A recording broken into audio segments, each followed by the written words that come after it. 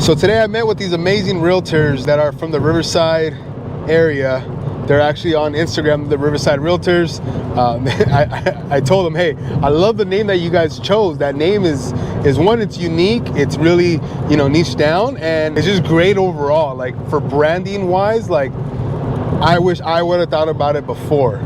We have Inland Empire Homes for us. We have New Builds for You. So we do have some stuff similar to that, but not at the level they're doing it, just because they are the brand and that's like their primary focus. For us, we have a lot of the pages, right? Cedeno Realty. So there's a lot going on, but we're also working on building the brand. Got a little bright on me right here. All right, so they asked me this question, right? And it really got me thinking. But the question was, when did I decide to go all in on social media? Like, what did that look like? When was it? How did I go about it? And the answer is right from the beginning. When I first got into real estate, I thought to myself, okay, hey, there's a certain way of doing business. We all know that. There's this thing called social media that people are doing, and it's working for them. And at the time, there's different levels to it. There's YouTube that wasn't like super popular at the time. There was Instagram that was there. Facebook was really popular so I decided, I was like, hey, you know what? I want to do business my way, and that's going to be by doing social media. So right from the beginning, I had committed that I was going to do business by leveraging social media. So quick story, I had just got done, being rookie of the year. I had done all the hustling and getting out there and just grinding, right? Which is what you're supposed to do when you first start out. You want to do all the grinding, you want to do all the hustling, and I'm still doing it today. Like I'm heading back to the office. It's about to be 4:30. I'll probably be there until 6. I got in really early today, so we're just going all day, right? But from the beginning, what do they tell you when you're first starting out in real estate is, hey, get out there, door knock, cold call, do all those things that's going to get you in front of more people, which is absolutely true. So first year in the business, I got rookie of the year at a pretty big office out in the Diamond Bar area. So we're out in the Diamond Bar area, and most of those closings came from just hustling. Like we're talking about open houses, door knocking. My first listing came from door knocking. They bought a home, right? I got some stuff with doing open houses, and then some Sphere, and that was all great. But it was a lot of work. So going into my second year, I was like, I don't want to do all that work. I knocked over 1,000 doors. I cold called over thousands of people. Like, I was doing all of that. I did open houses 5 times a week, sometimes 4 times a week. And I'll just sit at these open houses waiting for the opportunity to talk to people. And I think that could be a whole different video in itself. But I was like, okay, well, I already tried the way everybody else told me to do business. I want to do it my way now. So I decided, hey, I'm going to go all in on social media. And I was kind of in this rough spot. I was having, they call it a sophomore slump, right? When you're in sports, the sophomore slump, what does that look like? You don't do as good as you did your rookie year. And I was literally going through it. It had been 7 months. I closed 1 deal, and it was a referral. So I kind of fell out of love with doing the grind. I fell out of love of door knocking, cold calling, open houses. I just didn't want to do it anymore. And so I'm sitting there sending a message in my cubicle, because I got rookie of the year, so they give me a free cubicle now. Right, I made it. And so I'm looking at my phone, I'm doing a post, and I have these young cats, come up next to me. I still love these guys. Like, I still know one of them really good. And they're like, hey, what are you doing? Just got back from door knocking, and they're excited. And I'm like, good for you guys. Like, I'm here doing some social media stuff. And they're like, oh, why are you doing that? Like, quit wasting your time. You should be door knocking and cold calling. And they kind of left, and they were laughing. And I'm in my cubicle, I got nothing around me. And I just remember thinking, like, all right, we'll see. Well, we're gonna find out real quick, right? That was my mentality when I was thinking about this. But I knew at that moment right there, I had a decision to make. Either go back to doing what I hated to do, which was door knocking, cold calling, open houses. I was good at it. I'm good on the phones. It taught me a lot. I just didn't want to do it anymore. Now with the phone calls we make, they're totally different. People know us from Instagram. Yeah, some are colder than others, but who cares? They know us, right? So we went through that, and at that point I knew I was going all in. Now fast forward, posting, nothing's really coming about. I'm posting a few times a month, probably 8 to 10 times a month, right? And then I meet with my broker at the time, Christian Fuentes, and I was like, hey man, we kind of had a review. I did this X amount of deals. He's like, okay. He goes, dude, you're great on camera. Why don't you do more video? And I was thinking like, oh man, I feel like I'm doing enough. He's like, no, you got to do more. So I appreciate him for telling me that, because I was already doing a decent job on video. Now I just had to do more video. And it was like the shiny object, do more video, do more video. It was just easy to say, to tell everybody to do more video, but how many people were actually doing it? So I took that info and I was like, hey, you know what? I'm gonna start doing these home tours. I had a gimbal, and I would walk through these homes as fast as I possibly could. I would walk through and I would try to get it all in under a minute. If not, I would do a couple edits here and there. And then that's when stories came out. I would post them as a minute story.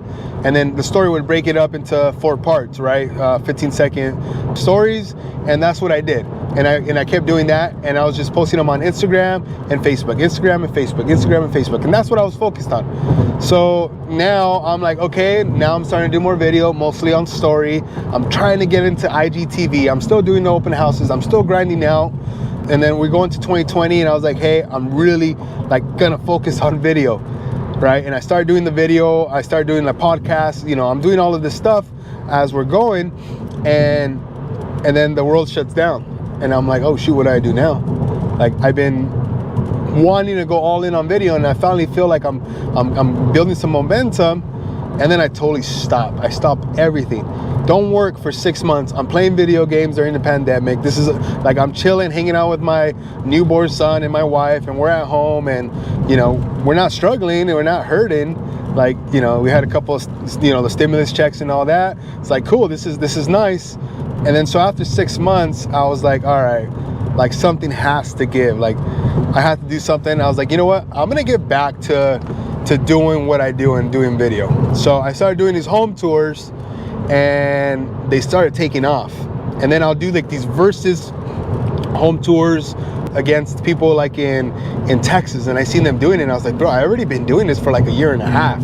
So I already know how to do this. I have the gimbal. I did have to learn how to edit a little bit, the fast and slow, and I was doing all of it. And it was funny because I was doing everything on Adobe. So I was doing everything on Adobe Premiere. This is before all the apps came out, or now you're able to do it just like straight from your phone. So I would have to, like, it was work that I was putting in, and then my page started blowing up, and it went stupid. It went insane, right? And it started going crazy, and that happened.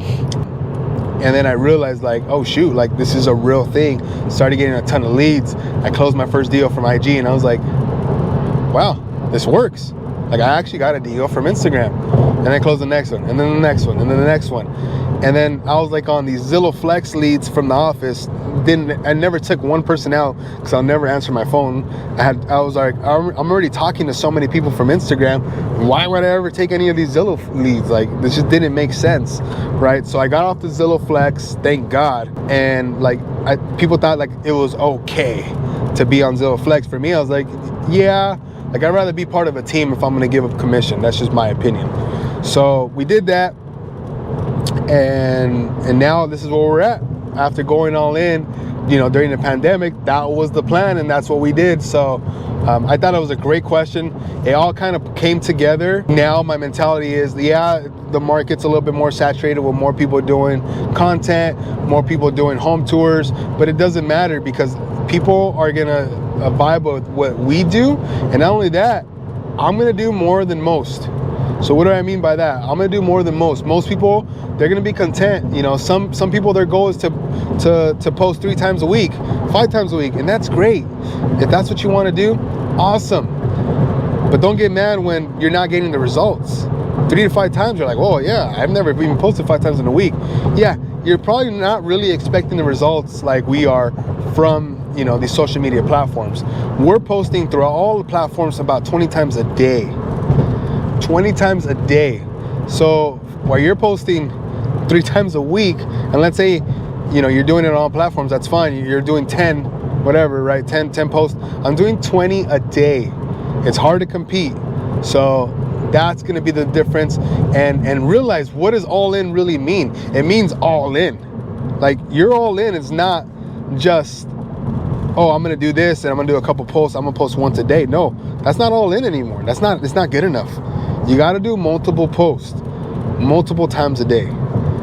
And that's what it is. Unless you're producing this crazy high quality, or you're like Jade from Morgan's Kitchen and you have a pretty little face and a British accent, right? You look good, then maybe, pretty privilege could kick in, whatever. Like, that might work. But for the most part, if you're a regular looking dude like me, I'm wearing a hat, I got the mullet and all that, I'm a regular looking dude, I don't have that privilege. Even though, whatever, I'm not gonna get into that. So, with that being said, you gotta work. You gotta put in the work. So, guys, if you guys are looking to fully commit, figure out what that fully commit actually means, and then talk to people who are actually doing it. Ask them the question, hey, I've decided to fully commit. What did that look like for you? And then do what they're doing, right? People ask me, hey, what works for you? We post a lot. That really works for us. And if a video is gonna be trash, who cares? I'm gonna post another 3 videos later. It doesn't matter. Like, the videos don't matter to me. So yes, we throw out a lot of value and all that, but the thing is, here, you're never gonna know what works for you if you don't know. So I appreciate you guys. Guys, if you're ever looking to partner up with us, there's always a way to partner up with us. You can either join the brokerage with us, you can join our team. We are looking for more referral partners. We're also looking for people to join our marketing group, but that's a different conversation. We kind of give you everything that we know without having a team split. And that's if you're open to conversations like that. There's always going to be a link in our description where you can book a 15-minute call with me to kind of go over and see what is working for you guys. So with that being said, SoCal Cedeno out.